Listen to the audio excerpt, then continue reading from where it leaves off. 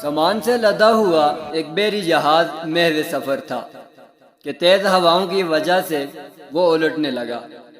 قریب تھا کہ جہاز ڈوب جاتا۔ اس میں موجود تاجروں نے کہا کہ بوجھ ہلکا کرنے کے لیے کچھ سامان سمندر برد کرتے ہیں۔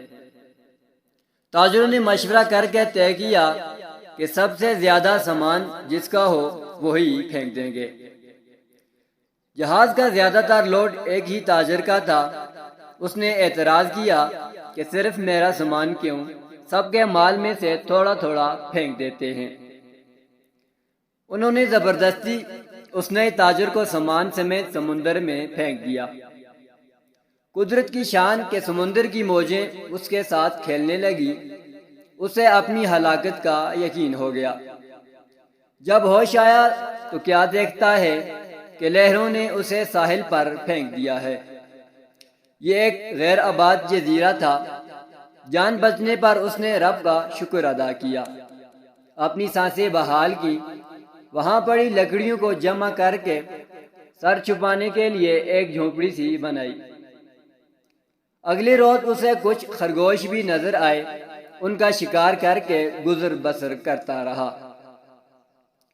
ایک دن ایسا ہوا کہ وہ کھانا پکا رہا تھا کہ اس کی جھونپڑی کو آگ لگ گئی۔ اس نے بہت کوشش کی مگر آگ پر قابو نہ پا سکا۔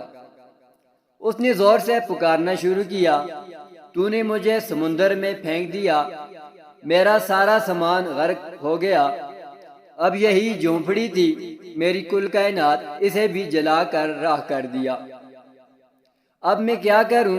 یہ شکوہ کر کے وہ خالی پیٹ سو گیا۔ صبح جاگا تو عجیب منظر تھا۔ دیکھا کہ ایک کشتی ساحل پر لگی ہے اور ملاح اسے لینے آئے ہیں۔ اس نے ملاحوں سے پوچھا کہ تمہیں میرے بارے میں کیسے پتا چلا؟ انہوں نے جو جواب دیا اس سے تاجر حیران رہ گیا۔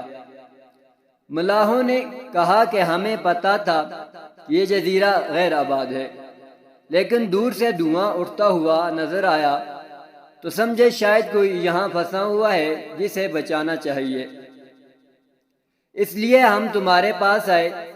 پھر تاجر نے اپنے پورا قصہ سنایا تو ملاحوں نے یہ کہہ کر اسے مزید حیران کر دیا کہ جس جہاز سے تمہیں سمندر میں پھینکا گیا وہ آگے جا کر غرق ہو گیا۔ یہ سن کر تاجر سجدے میں گر گیا، رب کا شکر ادا کرنے لگا اور کہا کہ پاک ہے وہ ذات جس نے مجھے بچانے کے لیے تاجروں کے ہاتھوں سمندر میں پھینکوایا۔ اپنے بندوں کے بارے میں وہی زیادہ جاننے والا ہے۔ حالات جتنے بھی سخت ہو جائیں اللہ کی رحمت سے مایوس نہ ہوں، ہر حال میں اپنے رب پر بھروسہ رکھیے کیونکہ وہ بہتر جاننے والا ہے۔